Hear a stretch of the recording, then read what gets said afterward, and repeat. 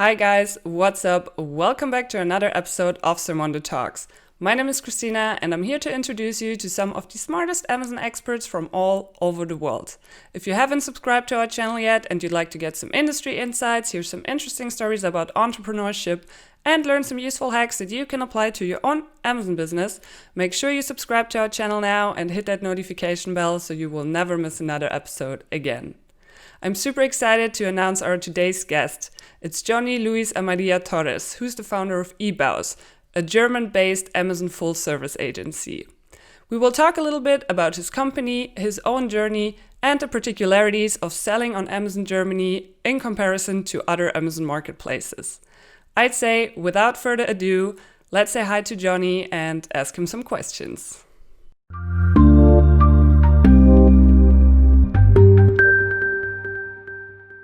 Hi guys, I'm here today with Jhonny Luis Amarilla Torres, who is the founder of E-BAUS, a German-based Amazon agency. And yeah, I'm super happy to have him here today. Hi Jhonny, glad to have you on, and I really look forward to this interview. How are you today? I'm fine, and you? I'm doing really great. I don't know, how's the weather in Hamburg? As always, cloudy and rainy, but we're used to that. So for our audience to understand, both Jhonny and me are based in Germany, but I'm in the south and he's way up in the north, so I had to ask. All right, let's get right to it. In one sentence, what is E-BAUS? In one sentence, I would say E-BAUS is your global partner of choice when it comes to showcasing your products high in the search results pages on Amazon and increasing your brand presence. And which services do you cover exactly? As a full service agency, we cover various services. It ranges from detail page, PPC campaign optimization to full seller or vendor central account management, consultation, and so on. And for how long have you been in business already? Me personally, I have 8 years of extensive Amazon experience. And the agency, how long has that been around? The agency has been founded in 2017. 17. So good 3 years already. That means you're doing a good job, obviously. Otherwise, you wouldn't be around anymore. Thank you. Can you give me just a ballpark number of how many clients you have worked with already?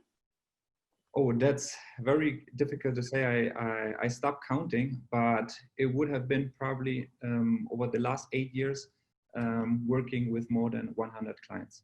Oh, wow. And how do you manage working with so many clients? Do you have a lot of employees? Yes, we're a team of 10, let's say, colleagues. So all native speakers specialize exclusively on Amazon to cover, let's say, marketplaces from Germany, Spain, Italy, France, UK, USA, Canada, and Mexico. Multilingual team in order to support all these brands internationally. Wow, you're really international. So all European marketplaces, Canada, US, and Mexico. Yes. That's awesome. So basically, a US seller who wants to enter the European marketplaces could come to you and you would exactly know how his situation looks like right now and how you could help him enter these markets. Yes, exactly. And also vice versa. So even if there is, let's say, an Italian-based company and they would like to expand their Amazon selling activities in the USA, we could also offer our services. Do you offer everything in-house or do you also outsource some of your activities, maybe photography? Do you have studios you work with, or is everything in-house?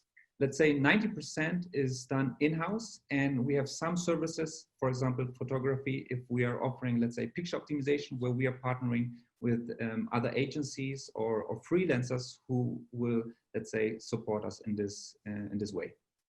Okay, I mean, I think that's always a good idea because those people are usually pretty specialized in their niche. So I think it's a really good thing. How does the process of working with you look like? Let's say I'm a US seller and I say, hey, Germany's second biggest marketplace. I want to be present there too. Jhonny, how can you help me? How would we move forward from the initial conversation? Yeah, so first of all, we schedule a call where ask a couple of questions just to understand what's the current situation of the customer, how many products he would like to get started with, which marketplace. And once this have been, let's say, all sorted out, we will keep working directly and really frequent with the customer to create, let's say, a strategy on how to get started. Awesome. Do I get my own account manager, or will there several people working on my case? Yeah, in fact, there will be one account manager who's assigned to the customer. The customer will directly interact with the account management. But below the account manager, there are all the SEO specialists who will do the task. So for example, if the customer would like to do a selling operation across all the European Amazon marketplaces, he has one account manager, and the account manager will then delegate the work towards the Italian, the Spanish, French, German, and English SEO specialists. That's awesome. I think that makes communication very clear, really easy, very hassle-free, because it's one of the biggest pain points for our users, that when they work with an agency, suddenly they have to turn to 5 people and they never know when one person is available and the other not, and they're on vacation, you know what I mean? So that's really great. And actually, we also went through this. In the beginning, we had this type of process. We had everyone involved, and then we started to notice, okay, it started to get messy. No, let's keep the communication clear. One account manager interacting with the client. And yeah, that's how we proceed. And in general, what do you think makes a good Amazon agency? Obviously, good streamlined processes, great communication. What else? Yeah, I would say having a customer-centric approach, doing whatever it takes to solve the client's needs, and also going beyond what the client will actually pay for. So that's something that we are trying to do. Obviously, we always have an agreement, a contract with the client, but we also try to deliver more than what he was actually asking for. And in our way, or for us, this was, let's say, a successful strategy. And why do you know so much about selling on Amazon? You said you have 8 years of experience. Were you an Amazon seller yourself, or how can I imagine? Yeah, I would say basically everything started in the UK. While I was doing my bachelor degree, I had the opportunity to work for a very popular distributor. And this distributor at that time, they were a direct partner of Amazon UK, and they have international brands like Beats by Dre, Sennheiser, Bose, Philips. So they were working with all these international brands, and I was inside their Amazon team. And it's when everything started. So I picked up all the knowledge. Obviously, 8 years ago, Amazon SEO was different than how it is today. And yeah, everything started there. And after 10 months of, let's say, Amazon experience, I quit my job, went to Italy, started to become a consultant. And yeah, many years later, now we have the agency and operating internationally. Now you're here on my podcast. Yes. I'm happy everything turned out the way it did. Thank you. Why should I choose your agency over other agency? Like, I think our audience may not know this, but there are not that many international, really good Amazon agencies out there. So of course, we're really picky who goes on Sermondo, and Jhonny is one of them. But in your own words, why should clients choose you and not another one? I would say we have a tremendous customer-centric approach. So offering on-demand services with quick and massive action to solve our clients' needs on Amazon. And are there also areas where you think you could improve maybe? I think one area we could definitely improve is transparency, especially working with big brands who have thousands of products. It starts to get challenging to keep everything under control. And that's something we're definitely working on. But as you said before, you are very keen to learn from your own problems, as you said, like when you learned that you have to streamline communication, for example. So I'm not really worried that you will figure that out too. Okay. What about your clients? Are there any ideal clients you have in mind? Do you work with small sellers, only big brands? We're working actually with small sellers, but also with big brands. I wouldn't define an ideal client because every client is different. Every client has different challenges. Sometimes I think for us, let's say the key is communication. So if we have a clear communication with the client, if the client knows what he wants and is not changing mind all the time, that makes the work easier for us. And can you tell our audience a little bit about the German marketplaces? Maybe what are the, like from your experience, the three main differences to the US marketplace, for example? Oh, okay. So the German marketplace is very special. In, let's say, 8 years ago, the UK market used to be the #1 market in Europe. Right now, the German market has passed the UK market. And what makes the German market so special is that you're not actually just selling on Amazon to German customers, but you're also selling to Austrian customers. You're selling also to customers from the Netherlands. So if you check actually on Amazon, you have, let's say, the possibility to translate the German language into another language. And this is a hint where Amazon Germany is operating. So it's also, we have inside of the German marketplace, a customer from Poland. So this makes Germany so interesting because it's not Germany only. There are more marketplaces, or let's say more markets involved in that particular market. And one thing I really appreciate from the German marketplace, that people are willing to spend a bit more if they are receiving greater value and greater quality. Awesome. And what about buying behavior? Are there any differences that you see? Like I saw a statistic that Germans are more likely to return products than US customers, for example. What are some other particularities you have in mind? Well, I don't know a lot about, let's say, the buying behaviors and the difference between the US market and the German market. But as I mentioned before, one thing I really appreciate from the German market is that people are willing to spend more on a product if they know it's a quality product. And how would you plan the perfect expansion to Germany? If there is such a thing as a perfect expansion, there will always be problems or issues on the way, but just in general, what should businesses consider before going to the German market?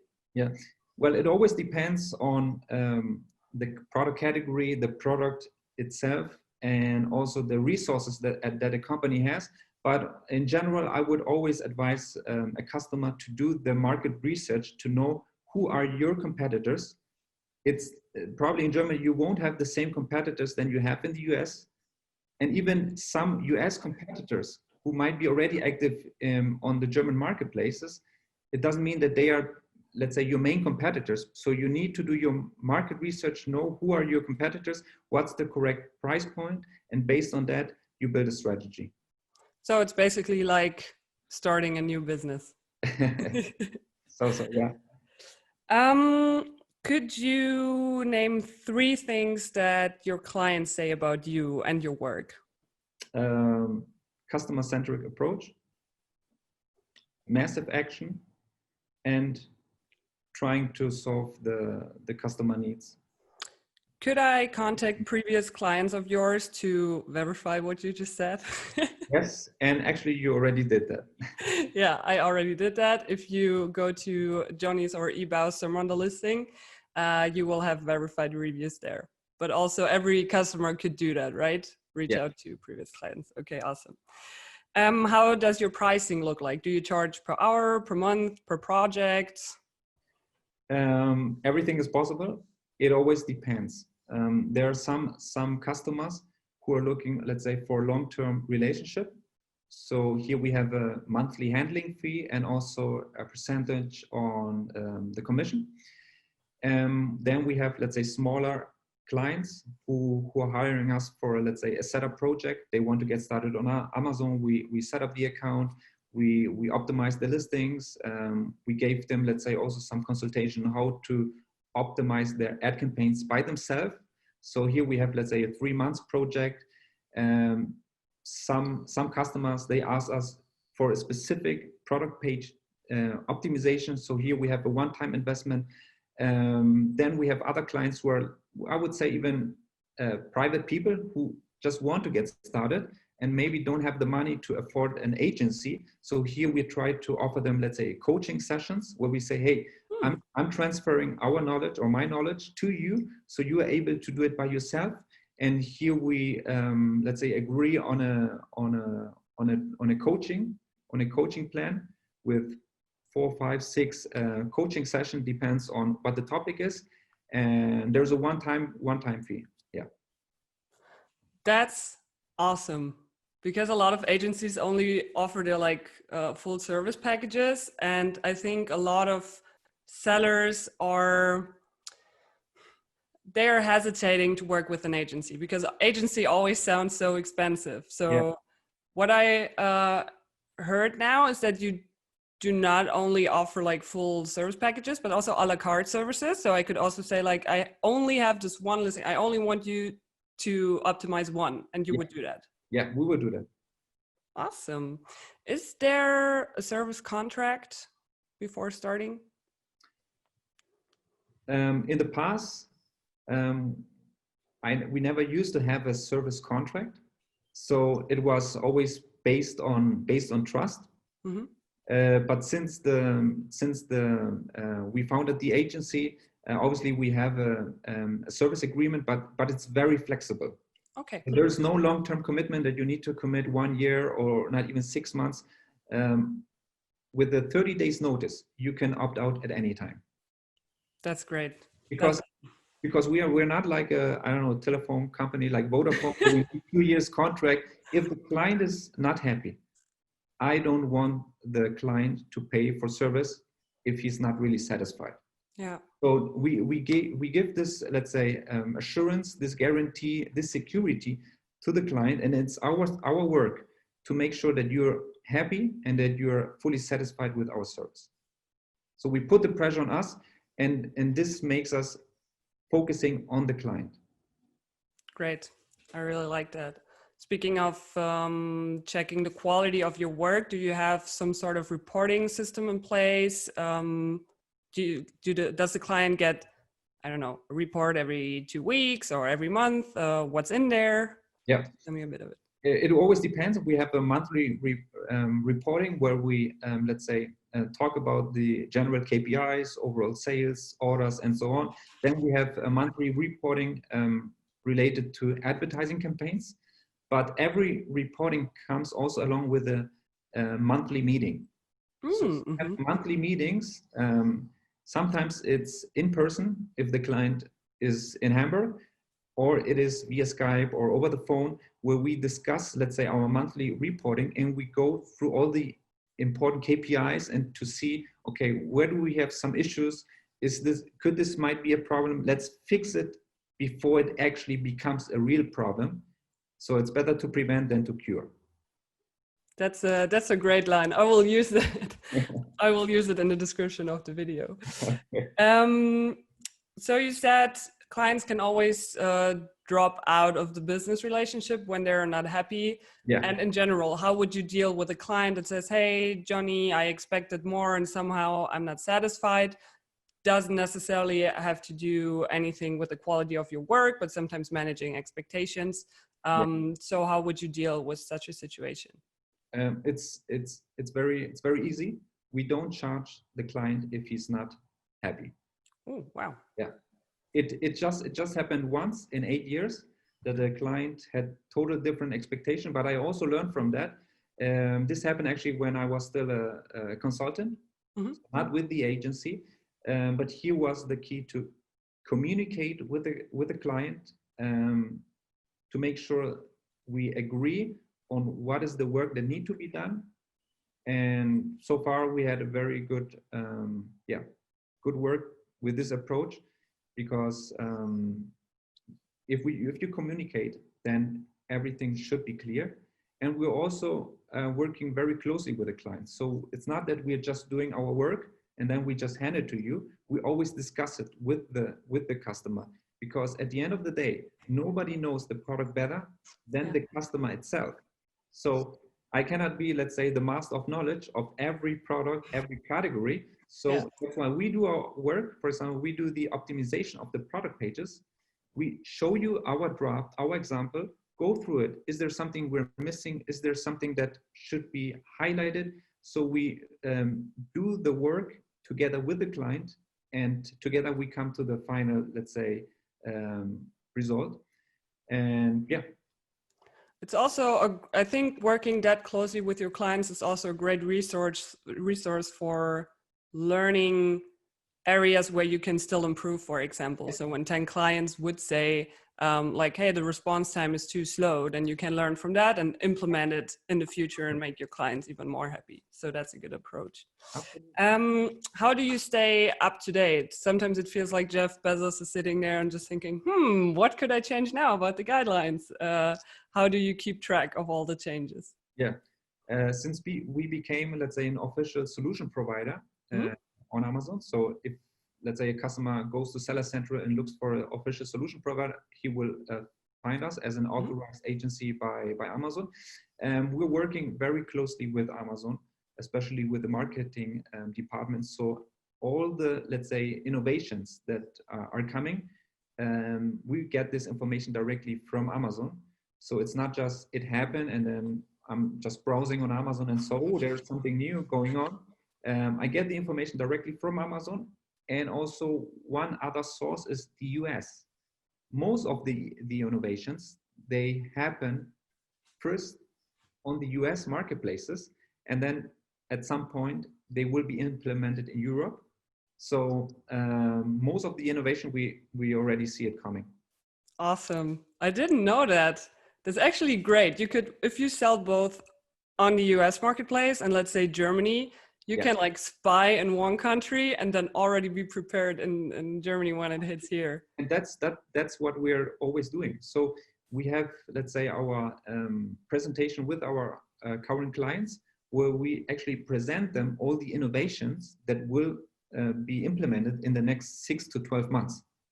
So they start to get ready. So for example, I was already 1.5 years ago, I was saying to my German clients, hey, video advertising is coming out.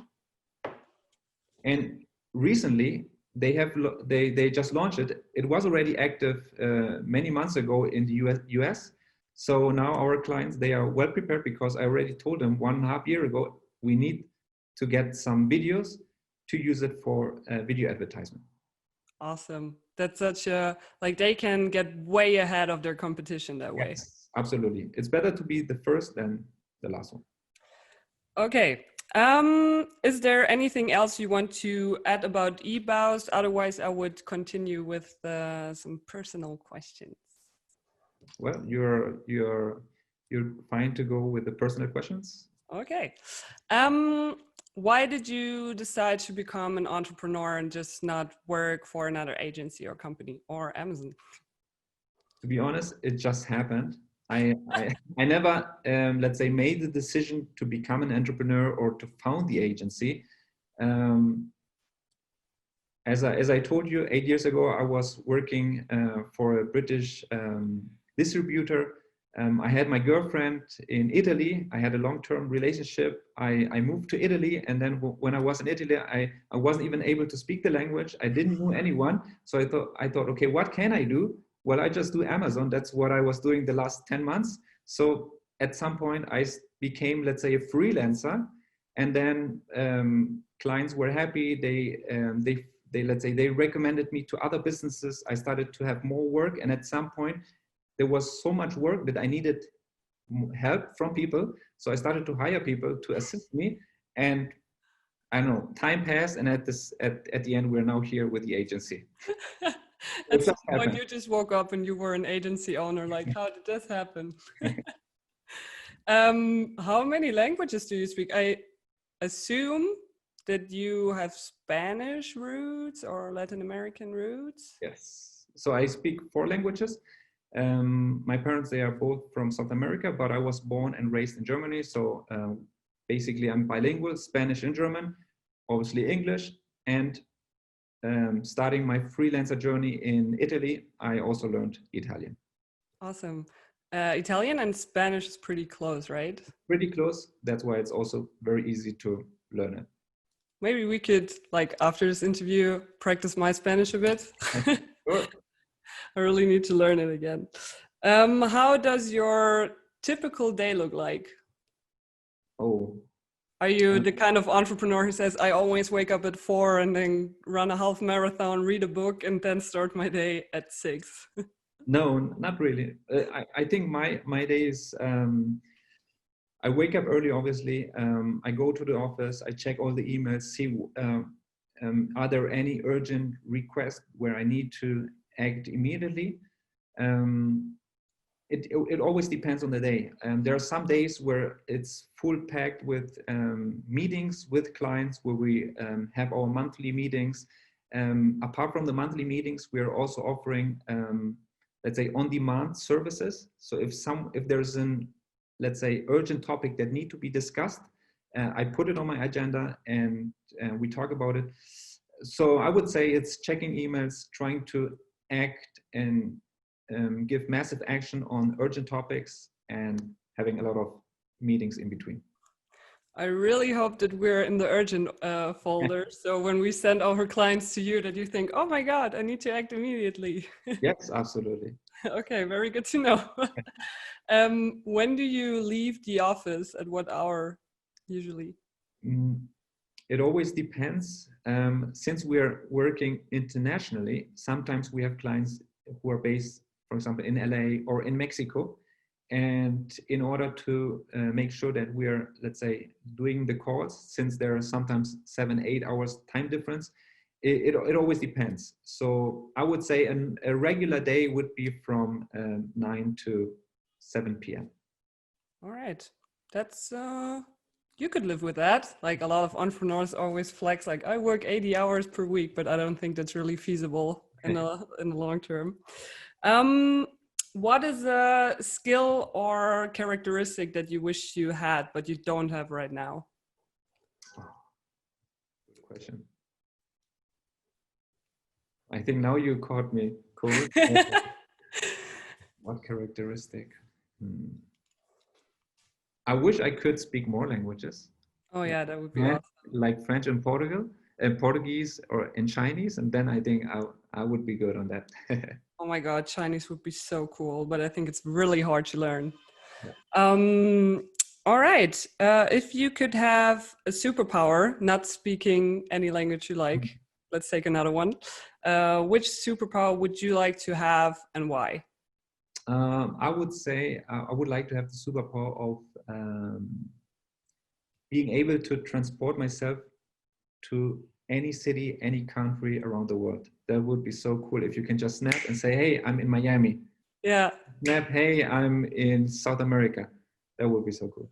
It would save so much time and be so good for the environment. So I really hope humankind will be there in 200 years or something. Maybe Jeff Bezos is working on that after his space program, teletransportation. You never know. Yeah, speaking of Jeff, if you could walk into Jeff Bezos' office now and ask him for one thing or one question, what do you think would you ask him? I would ask him what's the key to success, in his opinion. Saving taxes. Maybe. Yeah. I think I would also ask, like, what's the next move? What should all my clients prepare for? And then prepare them for that. Okay. If you could hire a famous person to work with you or for you, it could be an entrepreneur or athlete, singer, songwriter, whatever. Who would that be and why? I think I would hire Grant Cardone. I don't know if you know him. He's let's say a sales guru. Yeah. I would hire also Mark Cuban. There are actually a lot of entrepreneurs, and obviously, if we had the money to afford such, let's say, entrepreneur, it would be very great to learn from them, from their experience, because they're all, let's say, very successful in their area. And yeah, they would probably mentoring me on how to improve our services. Good answer. All right, then it really saddens me, but we're already at the last question. I have to get my phone ready because I need to stop the time because you get a task now. You get 1 minute and you can give out any advice that you like to Amazon sellers. And after 60 seconds, I have to stop you. Are you ready? I think so. Okay, then 3, 2, 1, start. Hi, everybody. So to all of you who would like to get started on Amazon, I highly consider to do your market research, to be crystal clear on the category you would like to sell in, to identify the price point, to know what are your resources, and also to know what do you need. You need to be clear on what is lacking. Do you need great pictures? Do you need help with optimizing your product pages? I see so many people get started on Amazon and they see it just, okay, it's just enough to upload my products. It's just enough to get started. It's not enough. There are so many sellers out there. Every day it gets more and more. So we need to be really prepared. And it doesn't need to be, you don't need to be a big brand, but you need to make sure that your product and your brand is well presented on Amazon. Perfect. That was 59 seconds. Perfect. Okay. Awesome. Thank you so much for taking the time and answering all of my or our questions. And yeah, I wish you lots of success in the future. And I know you will make our Sermondo users really, really happy with your services. It was a pleasure having you on, Jhonny. Thank you. Wish you the same.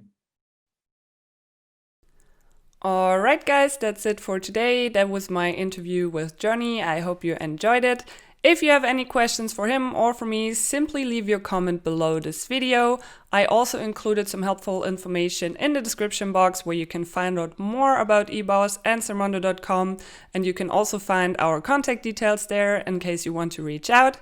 And yeah, now I want to know from you guys, have you ever thought about expanding to Amazon Germany? If you haven't done it, what is stopping you? If you did it successfully, maybe you can share some of your tips and tricks in the comment box. And yeah, that's it for today. I hope to see you guys next time.